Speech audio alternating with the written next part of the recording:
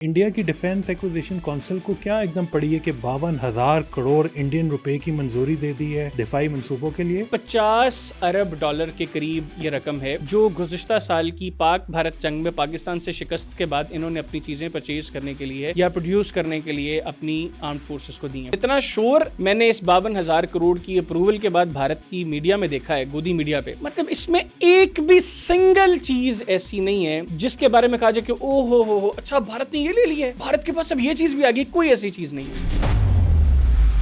पाकिस्तान का जो drone programme है quality wise, quantity wise, technology wise Bharat को आउट क्लास करेगा। हमारे ड्रोन्स नई दिल्ली में भारतीय वजारत उज़्मा के दफ्तर के ऊपर फ्लाई करते रहे। हमारे ड्रोन्स गुजरात में जो मोदी का बेस है भारत के अंदर, वहां पर फ्लाई करते रहे। हम बहुत सी चीजों को हिट कर सकते थे, including Indian prime minister office. हम उस खुद से निकाल के इस बेगैरत को मार भी सकते थे, लेकिन हमने एक रिस्पॉन्सिबल मुल्क होने का सबूत दिया।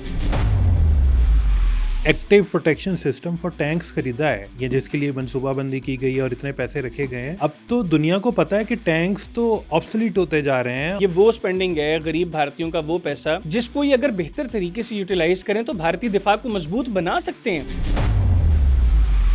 अल्लाह ना करे कि एक और जंग हो, लेकिन अगर एक और जंग हो गई और हमने उनको फिर इसी तरह, अब जो उनकी ठुकाई होगी वो ऐसी होगी कि अभी तो 1 साल से ज्यादा हो गया ना वो जख्म चाट रहे हैं, उनकी नस्लें चाटती रहेंगी वो जख्म। दुनिया का दूसरा बड़ा असलहा का इंपोर्टर मुल्क जो है that is India. General Bakshi जैसा बंदा अगर कहे कि AMCA is another costly mistake of Indian air force, major Gaurav Arya जैसा बंदा कहे कि भाई तुम लोग क्या कर रहे हो, खुद अंदाजा लगाएं कि फ्रस्ट्रेशन का आलम के ये दो वो मोदी के जो हर हाल में उसके लिए भौंकते हैं। अगर आज वो भी अपने मालिक की तरफ मुंह करके भौंक रहे हैं, इट मींस के अब गलतियां नहीं गलतान हो रहे हैं भारत के अंदर। अस्सलाम वालेकुम नाजरीन, पब्लिक पॉडकास्ट के साथ मैं हूं नवीद नसीम और मेरे साथ मौजूद हैं हैदर हयात खान साहब। हैदर, सबसे पहले तो आपका शुक्रिया। Thank you very much Naveed भाई। और आज का हम मेन्यू डिस्कस कर लें। सबसे पहले हम डिस्कस करेंगे कि इंडिया की डिफेंस एक्विजिशन काउंसिल की 52,000 करोड़ इंडियन रुपए के दफाई मंसूबों की मंजूरी, क्या वजह बनी इसकी। उसके बाद हम डिस्कस करेंगे कि इंडिया ने 12 न्यूक्लियर वॉरहेड्स को क्यों ऑपरेशनली डिप्लॉय कर दिया है। इसके बाद बात करेंगे कि इंडिया की रियासत मध्य प्रदेश में एक मुस्लिम जज को क्यों जान से मारने की ऑनलाइन धमकियां दी जा रही हैं। और सबसे आखिर में बात करेंगे पाक फौज का दहशतगर्दों के खिलाफ ऑपरेशन शहबान, 120 से ज़ायद दहशतगर्द जहन्नम वासिल। सो हैदर, ये इंडिया की डिफेंस एक्विजिशन काउंसिल को क्या एकदम पड़ी है कि 52,000 करोड़ इंडियन रुपए की मंजूरी दे दी है दिफाई मंसूबों के लिए। बिस्मिल्लाहिर्रहमानिर्रहीम। बहुत शुक्रिया नवीद भाई। इंडिया की जो डिफेंस एक्विजिशन काउंसिल है ये बुनियादी तौर पर इसको हेड करता है इंडिया का डिफेंस मिनिस्टर। इस वक्त राजनाथ सिंह जो है वो इंडिया का डिफेंस मिनिस्टर है, तो वो बुनियादी तौर पर इसको हेड कर रहा था। इन्होंने जुलाई के महीने में ही बुनियादी तौर पर ये 52,000 करोड़ की अप्रूवल दी है अपने डिफेंस प्रोक्योरमेंट्स के हवाले से। ये कुछ चीज़ें तो काफ़ी देर से पाइपलाइन में थी, ये चाह रहे थे कि उनको इनिशिएट किया जाए और वो चीज़ें भारत के अंदर आएँ। मुझे आपने याद करवाना है, ये जो बुनियादी तौर पर अप्रूवल के बाद जो चीज़ें ये लेने जा रहे हैं या बनाने जा रहे हैं, इसमें एक अच्छी खबर भी है पाकिस्तान के लिए। अच्छा। और जो पाकिस्तान के लिए अच्छी खबर है वो यकीनी तौर पर इंडियंस के लिए तो बुरी खबर होगी। वो अगर मैं भूल गया तो आपने मुझे एंड पे याद करवाने के भाईजान, वो आपने कहा था कि पाकिस्तान के लिए इसमें अच्छी खबर है। वो अच्छी खबर क्या है कि भारत की डिफेंस एक्विजिशन काउंसिल 52,000 करोड़ की डिफेंस प्रोक्योरमेंट्स की अप्रूवल दे रही है, तो इसमें पाकिस्तान के लिए अच्छी खबर क्या हो सकती है, लेकिन मैं आपको बताऊंगा। अच्छा, ये जो चीज़ें इन्होंने तीनों फोर्सेस के लिए, मैं मेजर जो चीज़ें इन्होंने इसके अंदर अप्रूव की हैं उनके बारे में आपको बताता हूँ, लेकिन इंडियन आर्मी उसके लिए भी इसमें चीज़ें परचेज की जाएंगी, एयरफोर्स, इंडियन एयरफोर्स के लिए भी और इंडियन नेवी के लिए, यानी जो इनकी ट्राई फोर्सेज हैं, सर्विसेज हैं, उन तीनों के लिए इसके अंदर ये प्रोक्योर करने जाएंगे चीज़ें। तकरीबन $5.45 बिलियन ये बनते हैं, जो पाकिस्तान के दिफाई बजट का तकरीबन आधा है। ओके। अब आप देखें ये कि गुज़िश्ता साल की पाक भारत जंग में भारत को जो पाकिस्तान ने इबरतनाक शिकस्त दी, उसके बाद कितना एग्रेसिवली ये परचेज कर रहे हैं डिफेंस इक्विपमेंट। इन्होंने $40 बिलियन की रफाल डील की फ्रांस के साथ। फिर रिसेंटली हमने एक अपने पॉडकास्ट के अंदर एमका को भी डिस्कस किया था और मैं मुख्तसरन आपको एमका के मुतालिक भी एक बड़ी एक अपडेट देता हूं जो हमने पॉडकास्ट में भी डिस्कस नहीं की बाद में। एमका के प्रोटोटाइप के लिए उन्होंने $3 बिलियन, तकरीबन 2.7 या 2.8 बिलियन डॉलर्स जो हैं वो उन्होंने उसकी अप्रूवल दी, और अब ये तकरीबन 5.45 बिलियन डॉलर्स की, यानी तकरीबन ये 50 अरब डॉलर के करीब ये रकम है जो गुज़िश्ता साल की पाक भारत जंग में पाकिस्तान से शिकस्त के बाद इन्होंने अपनी चीज़ें परचेज करने के लिए या प्रोड्यूस करने के लिए अपनी आर्म्ड फोर्सेस को दी हैं। और S-400 इसके अलावा है। S-400 के तो इन्होंने पहले ही 5.45 बिलियन डॉलर्स जो हैं जी। वो पहले ही दे दिए थे इन्होंने रशिया को 2018 के अंदर, वो इससे अलग हैं। अब इसमें इंडियन आर्मी के लिए उन्होंने आकाश तरंग सिस्टम्स हैं, ये advanced anti unmanned aerial vehicle electronic warfare mechanism है। ठीक है, अच्छी चीज़ है, लेकिन कोई नई चीज़ नहीं है। जितना शोर मैंने इस 52,000 करोड़ की अप्रूवल के बाद भारत की मीडिया में देखा है, गोदी मीडिया पे, मतलब इसमें एक भी सिंगल चीज़ ऐसी नहीं है जिसके बारे में कहा जाए कि ओ हो अच्छा भारत ने ये ले लिया है, भारत के पास अब ये चीज़ भी आ गई। कोई ऐसी चीज़ नहीं है। ठीक है, मतलब ये रूटीन की चीज़ें, ये दुनिया की कई फोर्सेस के पास हैं, और इससे बहुत बेहतर चीज़ें जो हैं वो भारत के पास भी हैं और दुनिया की बाकी जो आर्म्ड फोर्सेस हैं उनके पास भी हैं। अच्छा, उसके बाद ये है man portable anti tank guided missile platforms है। ये इन्होंने इन्फेंट्री यूनिट्स के लिए अपनी आर्मी के लिए इन्होंने इनकी अप्रूवल दी है।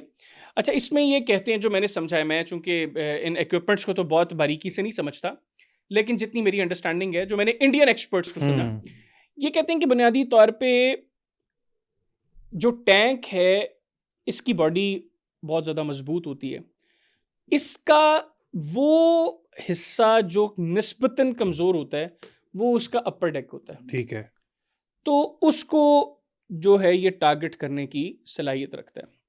लेकिन मॉडर्न वॉरफेयर में टैंक्स का उस तरह इस्तेमाल ही है नहीं ही नहीं, जमीनी फौज का तो अब वो नहीं है किरदार काम। नहीं रहा। तो ये बुनियादी तौर पर सोचे समझे बगैर ये इन प्रोजेक्ट्स के अंदर गरीब भारतीयों का पैसा झोंक रहे हैं, ठीक, जिनका फ़ायदा कोई नहीं है। हाँ, इसका फ़ायदा क्या किन लोगों को है? इनका फ़ायदा है उन लोगों को जो भारत में भारतीय वज़ारत उज़्मा के ऑफिस को इन्फ्लुएंस करते हुए भारत की इकोनॉमिक पॉलिसीज़ को ड्राइव करते हैं। बिल्कुल। और इसके अलावा इनके अपने खांचे भी बीच में लाज़मी एग्जैक्टली, शामिल इसमें होंगे। अडानीज़ हैं, इसमें बिल्कुल, अंबानीज़ हैं, बिल्कुल, इसमें और काफ़ी सारे कॉन्ट्रैक्ट्स गुजराती उन्हीं जो के हैं, थ्रू जाएंगे। मोस्टली जो है वो उन्हीं के पास जाते हैं।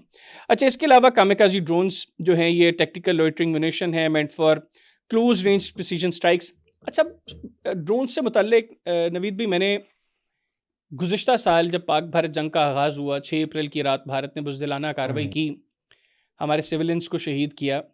4 अप्रैल को मैंने एबीपी न्यूज़ में बताया था कि पाकिस्तान का जो ड्रोन प्रोग्राम है वो quality wise, quantity wise, technology wise वो भारत को आउट क्लास करेगा। और किया भी, और वो अल्हम्दुलिल्लाह हमारे ड्रोन्स ने किया भी। हमारे ड्रोन्स नई दिल्ली में भारतीय वज़ारत उज़्मा के दफ्तर के ऊपर फ्लाई करते रहे। हमारे ड्रोन्स गुजरात में जो मोदी का बेस है भारत के अंदर, वहाँ पर फ्लाई करते रहे, जहाँ से वो बचर ऑफ गुजरात मशहूर हुआ। हम बहुत सी चीज़ों को हिट कर सकते थे, including Indian prime minister office.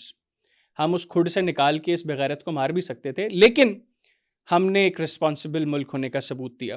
तो ये जो इस रीजन के अंदर वो फोर्सेस जिन्होंने अपने आप को इक्विप किया जदीद जंगी तकाज़ों के मुताबिक, उनमें ड्रोन टेक्नोलॉजी जिन ममालिक की अफवाज ने उनके ऊपर सबसे पहले काम करना शुरू किया, उसमें अल्हम्दुलिल्लाह पाकिस्तान जो है सर फहरिस्त है।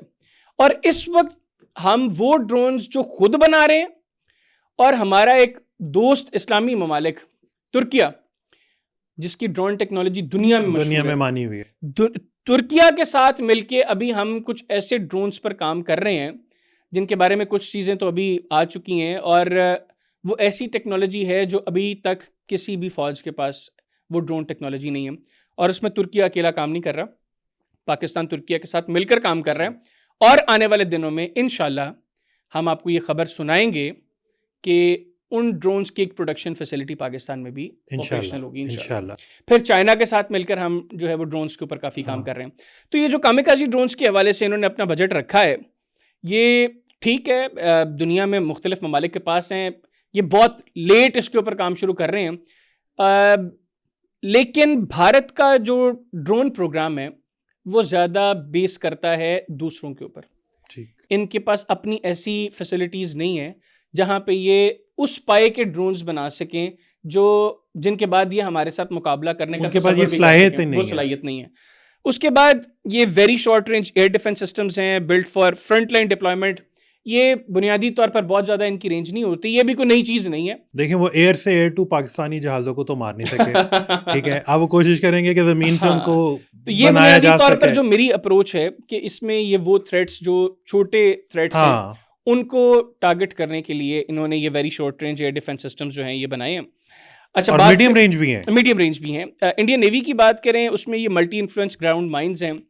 अच्छा, अब ये माइंस भी मुख्तलिफ तरह की होती हैं। कुछ जो हैं वो आवाज़ को डिटेक्ट करती हैं समंदर के अंदर और फिर अकॉर्डिंगली वो जो है वो अपने टारगेट को हिट करती हैं। कुछ जो है वो कांटेक्ट जब होता है तो वो करती हैं। तो ये ग्राउंड माइंस जो हैं ये बुनियादी तौर पर भारत को इसकी ज़रूरत महसूस हुई जब पाकिस्तान और चाइना ने जो हंगूर क्लास जी। अटैक सबमरीन्स का प्रोजेक्ट इनिशिएट किया। लेकिन इनको इस चीज़ का अंदाज़ा नहीं है नवीद भाई कि हमारी जो हंगूर क्लास अटैक सबमरीन है उसके लिए इनकी ये सिस्टम्स काम नहीं काम आएंगे। नहीं आएंगे। एक तो वो जो हमारी सबमरीन है उसकी साउंड बिल्कुल है ही नहीं है, वो डिटेक्ट नहीं हो सकती।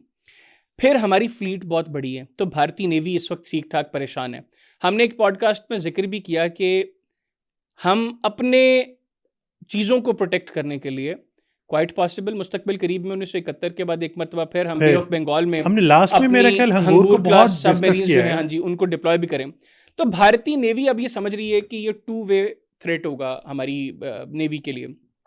तो उसके लिए उन्होंने एक तो नेवल शिपबॉर्न अनमैन्ड एरियल सिस्टम, ये बुनियादी तौर पर आपकी जो रेंज है उसको बढ़ाता है थोड़ा सा, दुश्मन को लेकर जो आपकी रेंज है। और ये भी सिस्टम्स, ये प्लेटफॉर्म्स जो हैं ये ऑलरेडी हमारे पास भी हैं और भी दुनिया की कई नेवीज के पास हैं। अच्छा, एक और बड़ी मिथ है हमारे यहाँ पर, लोग ये समझते हैं कि भारतीय नेवी का साइज बहुत बड़ा है, उनके पास एयरक्राफ्ट कैरियर है, तो शायद उनकी नेवी हमारे से मजबूत है। ऐसा कुछ नहीं है। देखिए, क्वांटिटी क्वालिटी के ऊपर जो है ना वो क्वांटिटी मैटर नहीं करती, क्वालिटी मैटर करती है। सेकेंडली, क्वालिटी के बाद आपने चीजों को आपस में किस तरीके से सिंक्रोनाइज करके, इंटीग्रेट करके आपने जो प्लेटफॉर्म, जो सिस्टम्स बनाए हैं, जो मल्टीपल चीजों को इकट्ठा ऑपरेट करने की डायनामिक्स हैं वो सेम पेज पे होने चाहिए। एग्जैक्टली, वो मैटर करता है। अब इंडिया की जो नेवी है उसके बड़े दो थ्रेट्स हैं, एक पाकिस्तान और एक चाइना। चाइना की नेवी बहुत बड़ी है, उनके पास इक्विपमेंट बहुत ज़्यादा है, उनके रिसोर्सेज बहुत ज़्यादा हैं, हमारी नेवी छोटी है। अच्छा, फिर ये भी एक चीज़ है, हमारी देखें कोस्ट लाइन जो है वो अराउंड 1050 समथिंग किलोमीटर्स की है, भारत की 11,000 किलोमीटर की है, यानी हमसे 11 गुना ज़्यादा, 10 गुना ज़्यादा। अब 10 गुना ज़्यादा है तो उसको हमसे 10 गुना ज़्यादा रिसोर्सेज चाहिए अपनी कोस्ट लाइन को सिक्योर करने के लिए। तो इसलिए वो अब क्वालिटी की बजाय वो क्वांटिटी पर फोकस करते हैं और ऐसी चीज़ें वो बनाते हैं या ऐसी चीज़ें वो ख़रीदते हैं जिनकी कोई अदरवाइज अगर मैदान जंग में आकर उनकी सलाहियत देखे तो वो कोई नहीं होती। लेकिन हैदर एक चीज़ बताएं, चले नेवी के लिए तो समझ आता ही है, उनकी कोस्ट लाइन इतनी बड़ी है।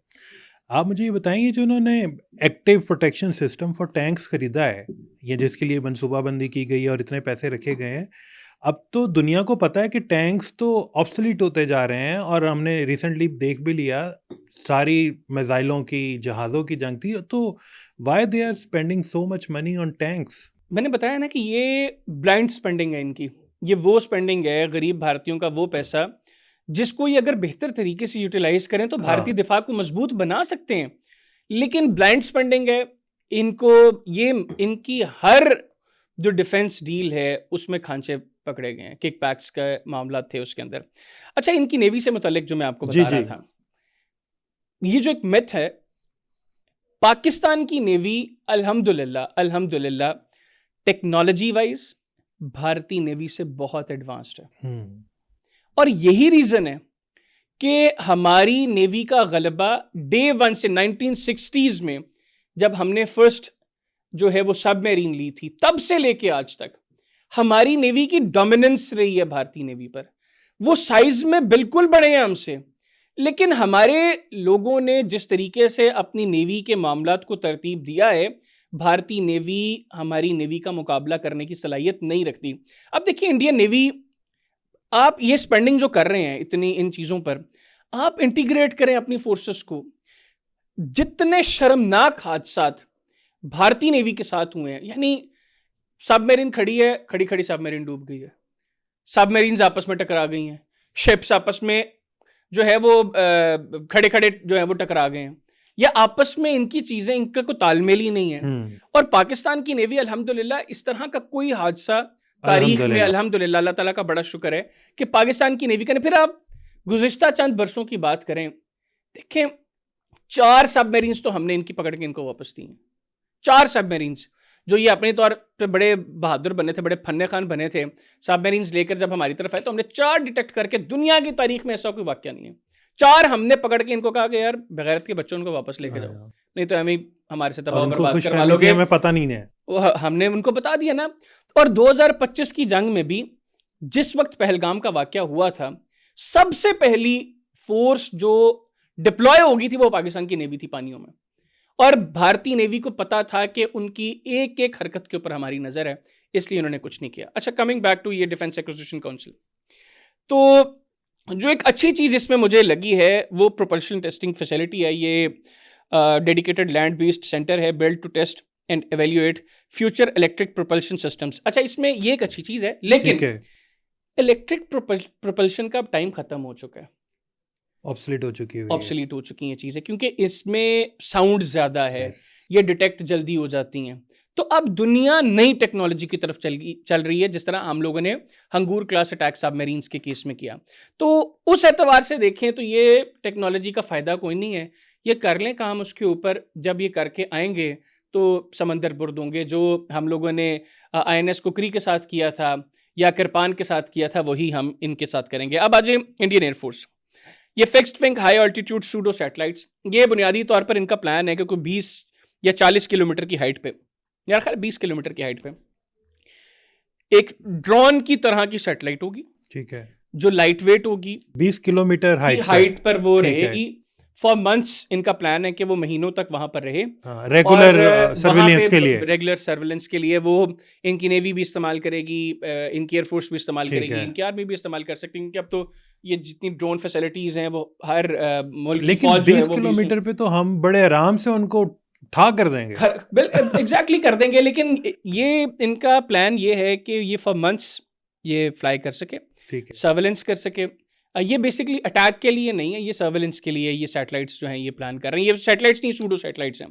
और अभी जो इसकी टेस्टिंग हुई है वो तकरीबन 8 किलोमीटर की हाइट तक हुई है, और ये 3 किलोमीटर की हाइट पे हुई है, और 8 घंटे की इसकी फ्लाइंग थी।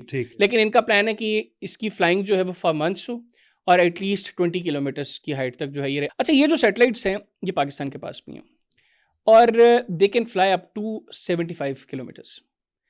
तो ये भी कोई बहुत बड़ी चीज़ नहीं है। जो शोर भारतीय मीडिया पर सुनाई दे रहा है ना कि भारत ने ये 52,000 करोड़ की अब ये डिफेंस प्रोक्योरमेंट्स भारत करने जा रहा है, तो पता नहीं क्या इनसे जो है वो बंदोबस्त पाकिस्तान का भारत करने जा रहा है। अब मैंने आपको आगाज में कहा था कि एक इसमें अच्छी चीज़ है। अच्छा, अभी उसको अपने पास रखें, अभी मैं पूछता हूँ। पहले मुझे ये बताएं कि ये जो इनकी डिफेंस एक्विजिशन काउंसिल है, ये किस बला का नाम है? इसकी थोड़ी फॉर्मेशन, इसका हेड जो है वजीर दिफा है, क्या है? अच्छा, बेसिकली डिफेंस एक्विजिशन काउंसिल जो है इसमें इनकी तीनों आर्म्ड फोर्सेस के लोग, और इनका जो डिफेंस मिनिस्टर है वो इसको चेयर करता है, वो इसको हेड करता है। ये प्रपोज करती हैं फोर्सेस के यार हमें इतने सालों में ये चीज़ें जो हैं हमारी रिक्वायरमेंट है, फिर ये वेट करते हैं उसको, उसके ऊपर जो है वो बाकायदा बैठकर सार जोड़ा जाता है कि कौन सी चीज़ें प्रायोरिटी पर रखनी है, कितना बजट है, उसमें कौन कौन सी चीज़ें इनिशियली ली जा सकती हैं, किसको अगले फेज में रखें।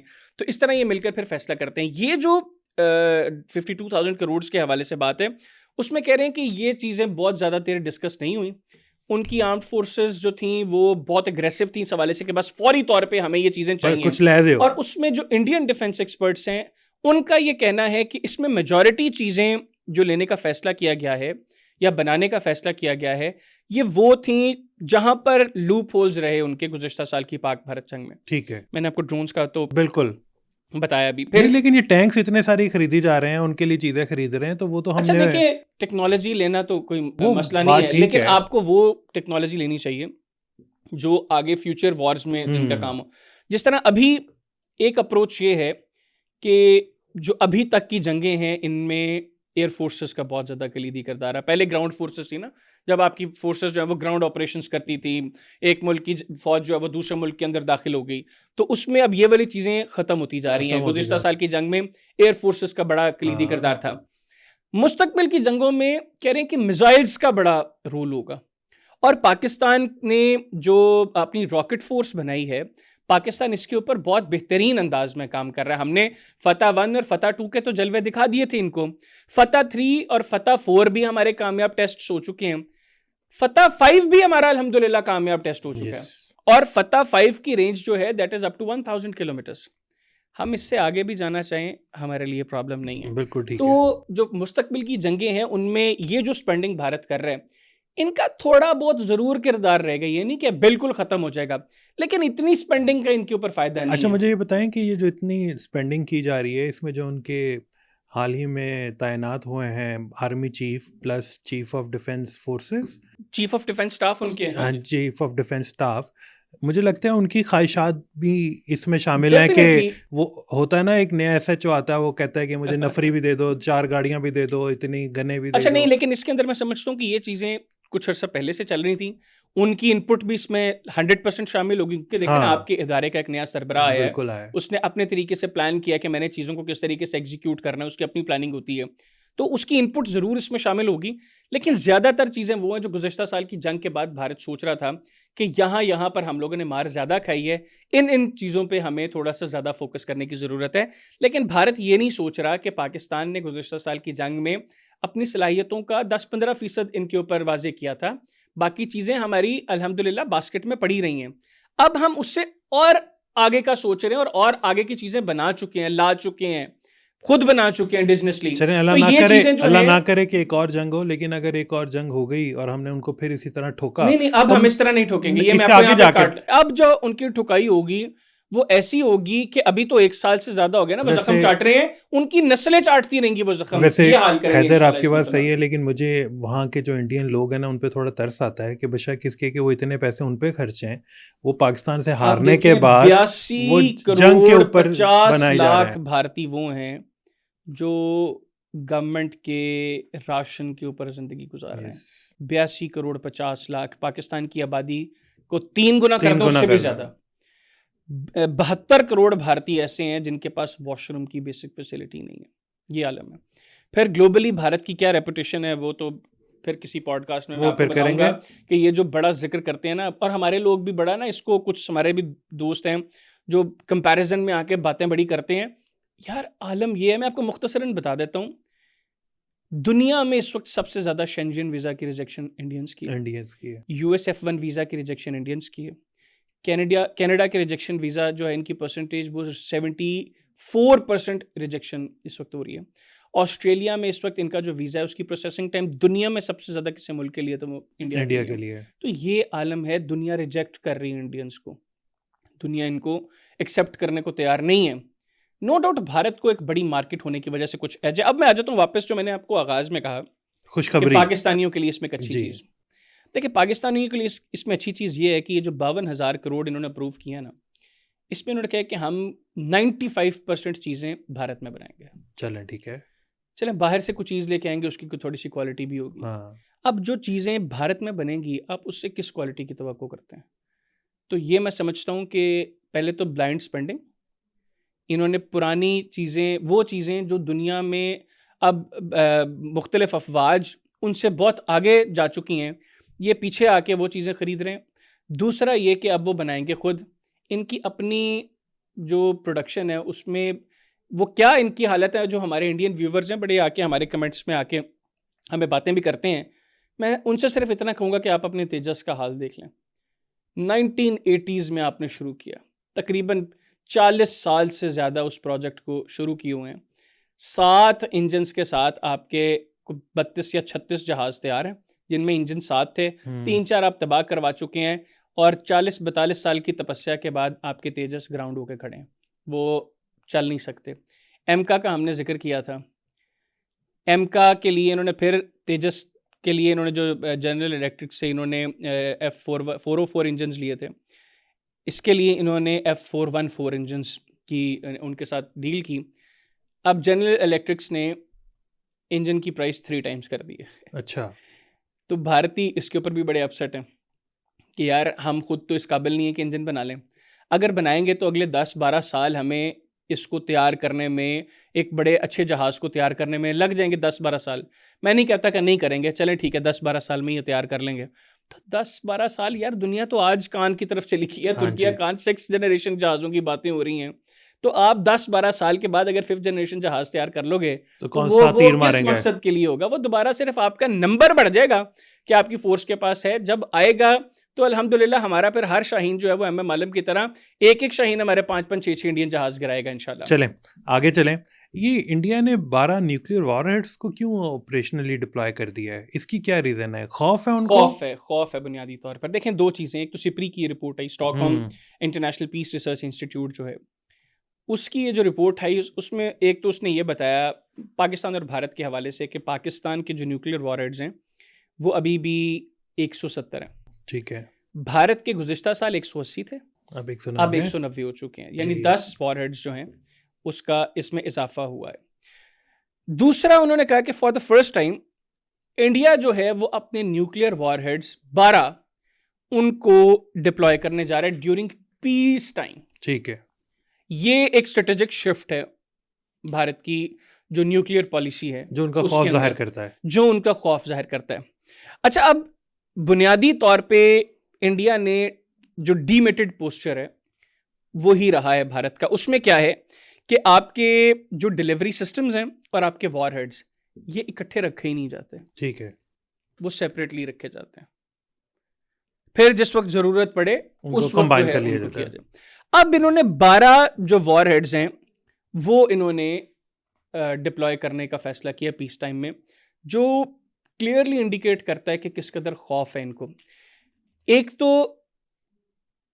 भारत तब तक, अगर सेन अप्रोच भारत में होगी ना, वो तब तक पाकिस्तान के साथ जंग नहीं करेगा जब तक उनको ये नहीं लगेगा कि हम भारत से बहुत ज़्यादा, भारत पाकिस्तान से बहुत ज़्यादा मजबूत है। आपको एक गैप नज़र आए तो आप फिर जंग का फैसला करते हैं ना। अगर आपको पता हो कि मेरा दुश्मन जो है वो मेरे मुकाबले का है, तो मुकाबले में अगर आप एक थप्पड़ मारेंगे तो आपको भी एक थप्पड़ पड़ तो सकता सोनी है, पड़ेगा। या आपका दुश्मन जो है वो आपसे मजबूत है, तो आप जंग करने से पहले 100 दफ़ा सोचेंगे। भारत ने ये गलती की गुज़िश्ता साल, जब उनको लगा कि यार हम लोग तो देखें ना, पाकिस्तान से 10-15 गुना ज़्यादा हमारी डिफेंस स्पेंडिंग है, हमारी एयरफोर्स पाकिस्तान से 2 गुना से भी बड़ी है, हमारी नेवी 3 गुना से भी बड़ी है, हमारी आर्मी उनकी आर्मी की तादाद से 2 गुना से भी बड़ी है, तो हम पता नहीं क्या कर लेंगे। फिर हमारे पास रफाल्स हैं, हमारे पास ब्राह्मोस हैं, हुँ, हमारे पास जो हैं ये सिस्टम्स हैं, तो हम जो है वो पाकिस्तान में जो है वो तबाही मचा देंगे।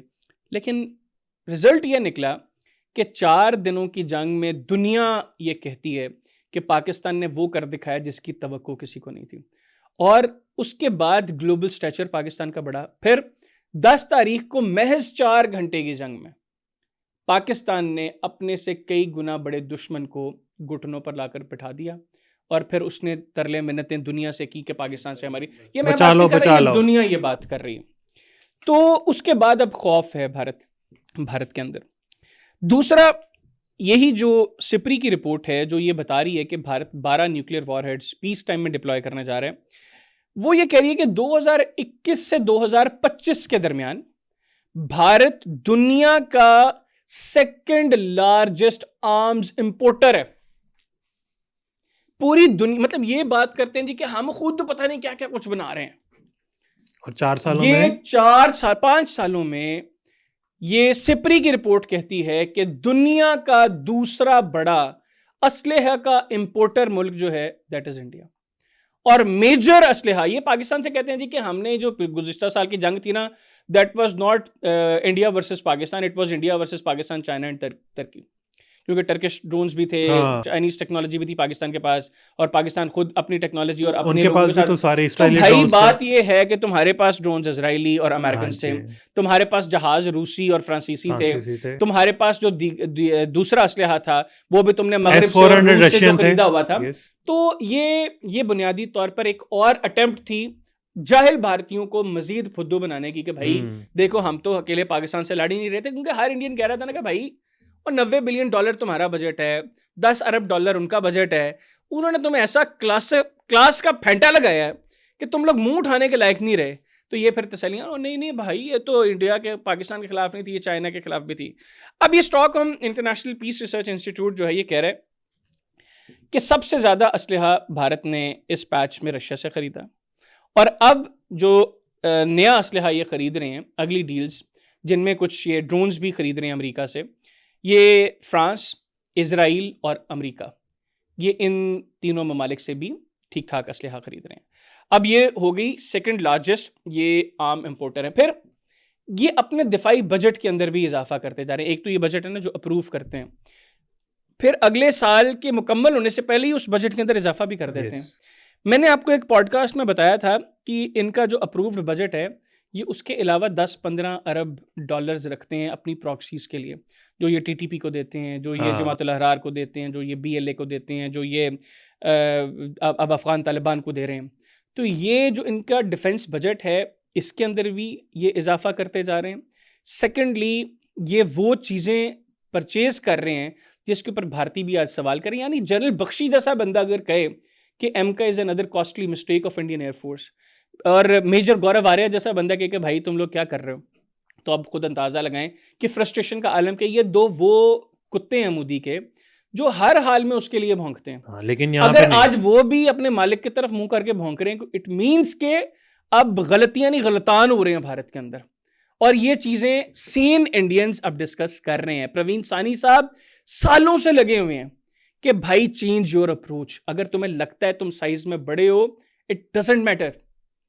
मैदाने जंग में क्वालिटी मैटर करेगी, आपकी अप्रोच मैटर करेगी। पाकिस्तान की अप्रोच बहुत क्लियर है, पाकिस्तान के पास टेक्नोलॉजी बेहतरीन है, पाकिस्तान की आर्म्ड फोर्सेस अच्छे अंदाज में ट्रेंड हैं।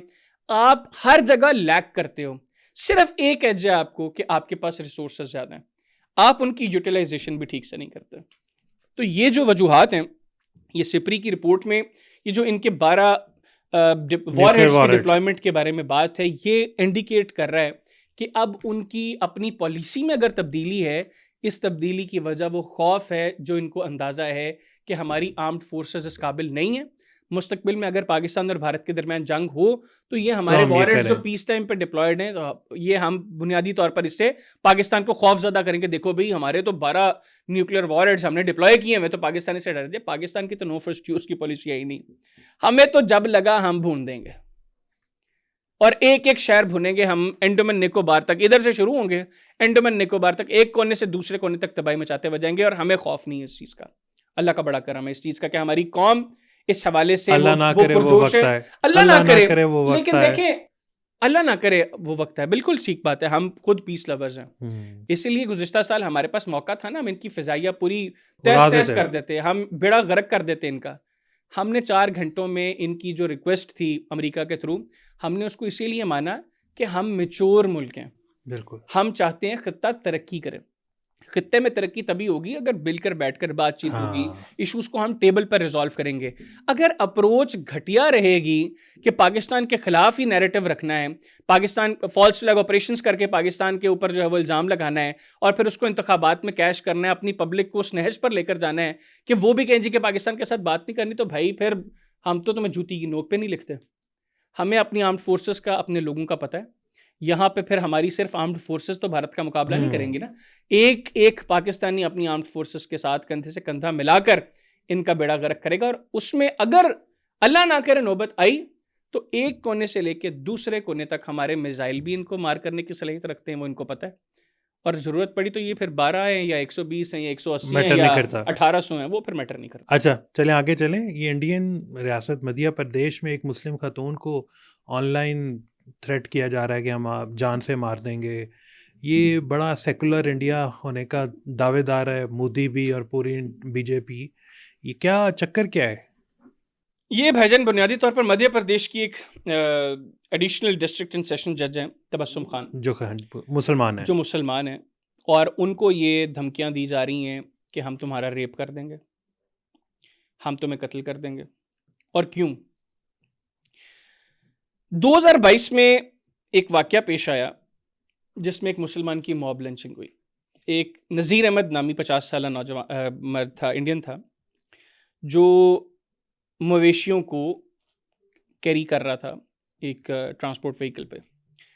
तो वहाँ पर गौ रक्षा वाले बड़े तंजीमें मुतहरिक हैं जो बुनियादी तौर पर गौ की रक्षा के नाम पर भारत से बीफ की सबसे बड़ी जो एक्सपोर्ट एक्सपोर्टर है उसमें वो अपना किरदार अदा करते हैं।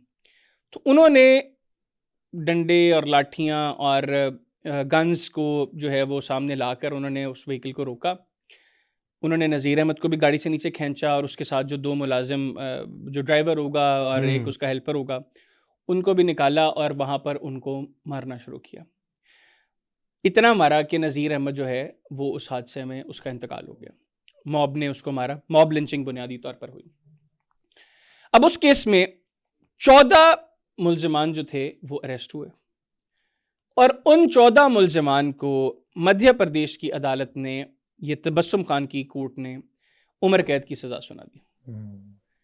उसके हवाले से इसके ऊपर प्रेशर था कि आपने इन 14 लोगों को जो है वो ये सजा नहीं देनी, आपने इनको बरी करना।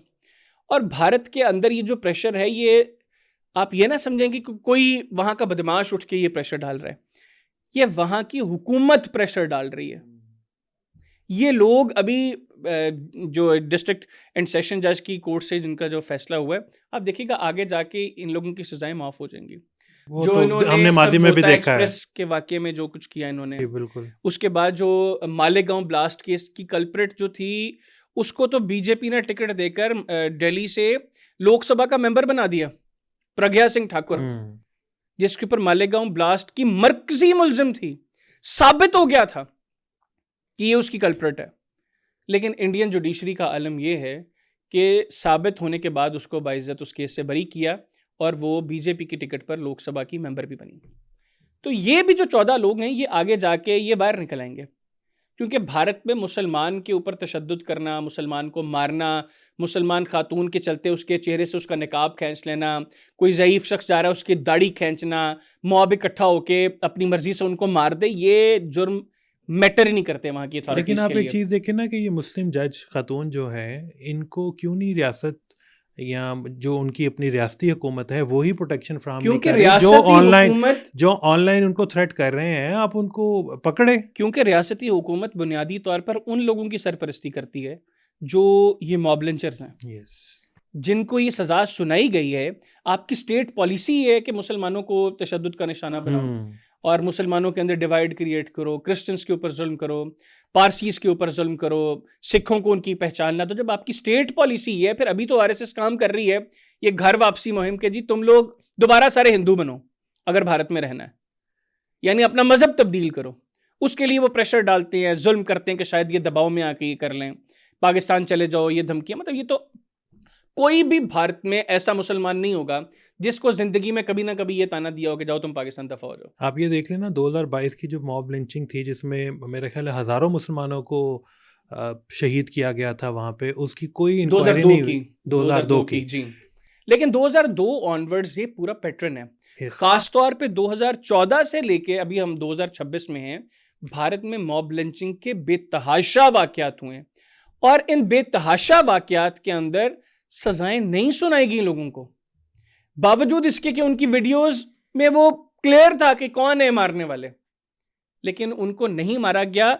उनको उल्टा रियासती जो है वो उनको फैसिलिटीज स्टेट ने प्रोवाइड की, क्योंकि वो उसी एजेंडे पर काम कर रहे थे जो एक्सट्रीमिस्ट हिंदूज की अप्रोच थी, जो हिंदुत्व का प्रचार करके भारत में मोदी हुकूमत जो है वो जाहिल भारतीयों के वोट लेती थी। उसके लिए ये एक चीज थी कि मुसलमानों को, माइनॉरिटीज को दबा दो। हिंदूज जो है वो फिर आरएसएस की जो पॉलिसी है, जो मैंने आपको बताया भी कि अब तो वो घर वापसी मुहिम भी उनकी चल रही है कि तमाम लोग ये दोबारा हिंदू मजहब की तरफ वापस आए। तो अब ये जो उनकी जज हैं तबस्सुम खान, इनको वो रेप की धमकियां भी दे रहे हैं। और भारत के हवाले से आपको यकीनी तौर पर पता होगा, हमारे इंडियन व्यूअर्स को भी पता होगा, लेकिन मैं फिर भी उनको बता देता हूँ कि दुनिया में सबसे ज्यादा ख़वातीन के लिए गैर महफूज मुल्क भारत है। इसको रेपिस्तान कहा जाता है, जहां पर रोजाना की बुनियाद पर जो रिपोर्टेड केसेस हैं वो सैकड़ों की तादाद में, और ये वो मामला है जिसमें अनरिपोर्टेड केसेस ज्यादा होते हैं। इवन उनका जो कैपिटल दिल्ली है वो ही उस हवाले से मशहूर है, उनके बड़े शहर।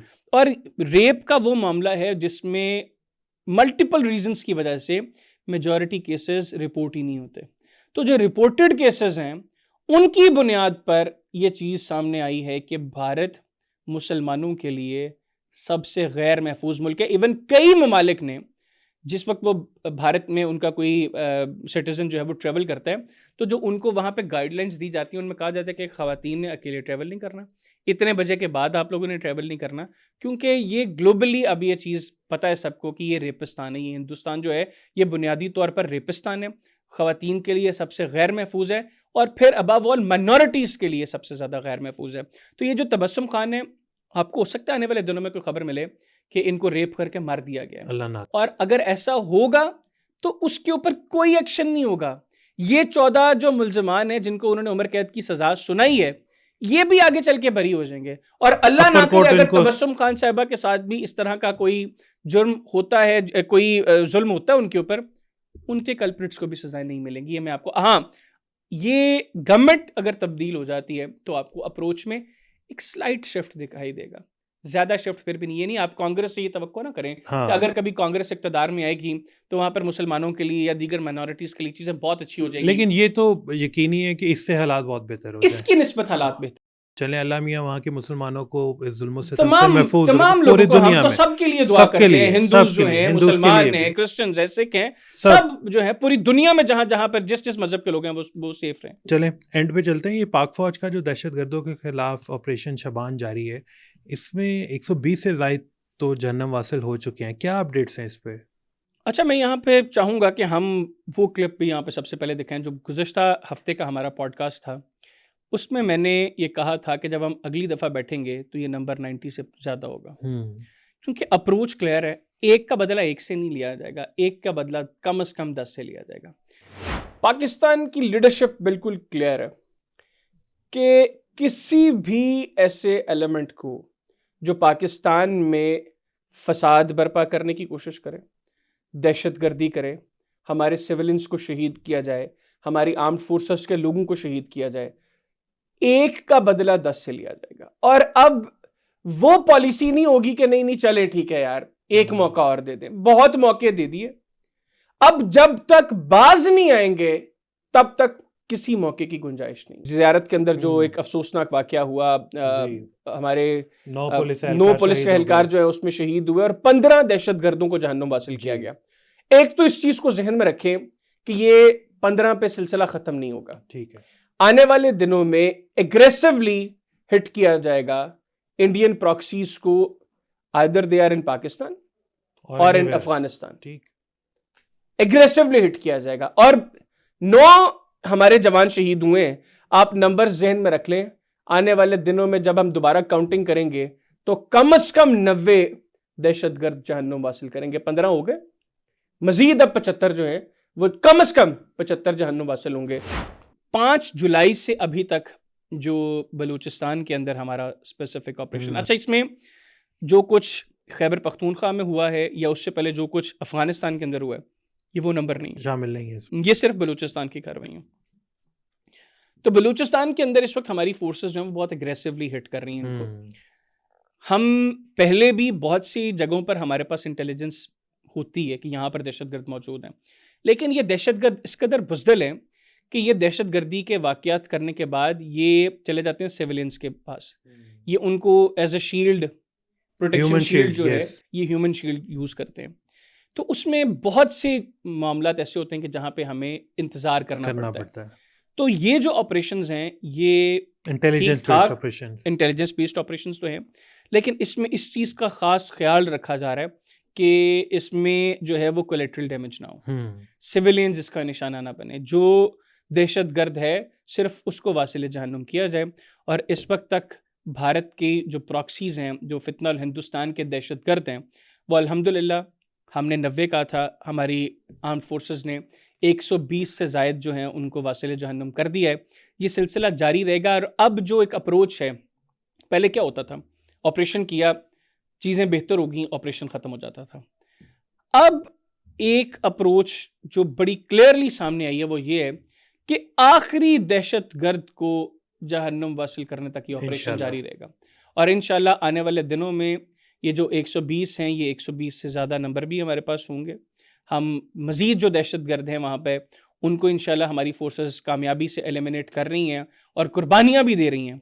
जी, मैं उनको भी खराज तहसीन पेश बिल्कुल, करता हूँ। और वो बिल्कुल। लोग जो हमारे जो अपने कुछ सियासी फ़ायदों के लिए इस वक्त के हालात कोई जो संजीदगी है उनका बल्कि दोबारा एक्सप्लॉइट दोबारा कर रहे कर रहा हैं। हूँ, हमारे लोग कुर्बानियाँ भी दे रहे हैं और मैं अपनी आर्म्ड फोर्सेस के लोगों को खराज तहसीन पेश करता हूँ।